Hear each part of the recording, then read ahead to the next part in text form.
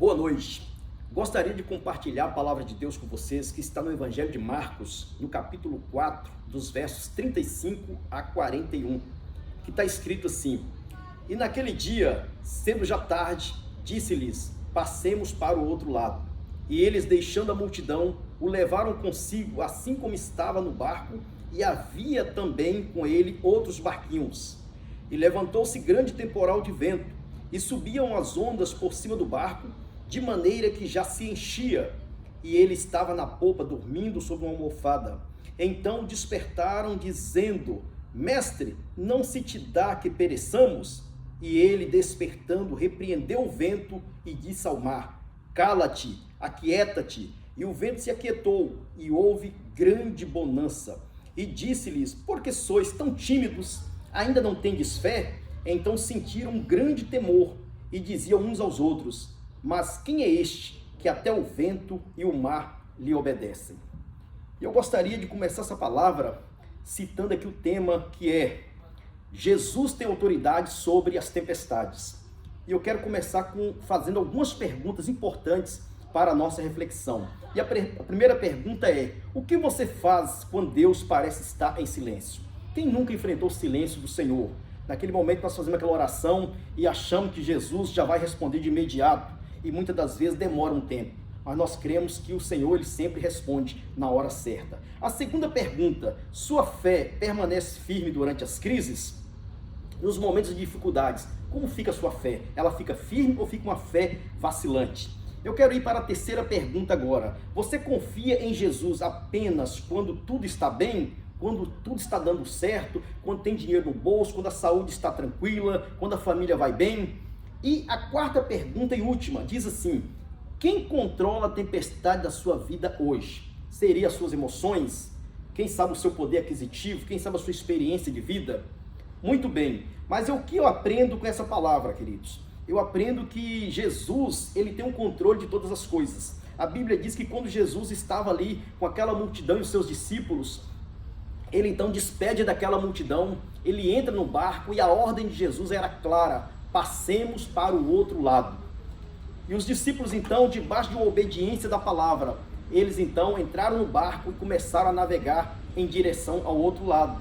Enquanto isso, Jesus estava cansado e Jesus então arrumou um lugar ali na popa do barco e deitou sua cabeça sobre uma almofada, e ali Jesus estava dormindo. Enquanto isso, os discípulos continuavam remando, continuavam ali navegando por aquele lago, porque o destino era do outro lado. Porém, naquele momento, aconteceu uma grande tempestade, um grande vendaval aconteceu no meio daquele lago, e os discípulos ficaram desesperados, eles lutando por todos os lados, as ondas subiam por cima do barco, o barco já estava enchendo de água, e eles ali aflitos, ansiosos, com muito medo, preocupados em saber o que fazer, eles então clamam por Jesus, e diz: Mestre, não te importa que pereçamos? Jesus, imediatamente, despertando, deu uma ordem ao mar e ao vento, repreendeu o mar e diz: acalma-te, aquieta-te, e o mar fez uma grande bonança. E Jesus vira para eles e diz o seguinte: por que sois assim tão tímidos? Por que não tendes fé? E eles ficaram admirados, eles ficaram maravilhados com tamanha autoridade e poder de Jesus sobre o mar, sobre o vento, sobre a natureza. Irmãos, o que nós entendemos com isso? Que Jesus é o Todo-Poderoso, ele é criador do vento, ele é criador dos mares, ele é criador de todas as coisas, então ele tem o poder, e quando ele fala, tudo lhe obedece.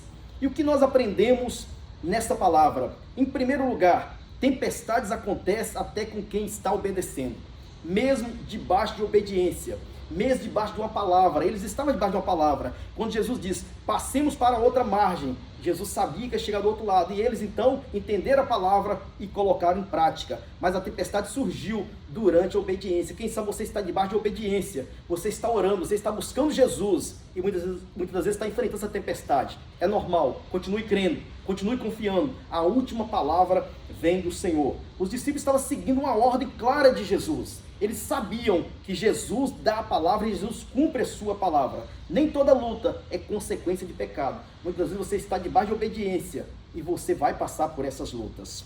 E obedecer a Cristo não significa viver sem problemas, mas enfrentar os problemas com sua presença. Jesus não prometeu vida fácil para ninguém. Ele diz: no mundo tereis aflições, mas tende bom ânimo, eu venci o mundo. E em segundo lugar, o que eu aprendo com essa palavra? Que o silêncio de Jesus prova a nossa fé. No verso 38, Jesus estava dormindo. E os discípulos ficaram preocupados porque achou que Jesus não ia resolver aquela situação.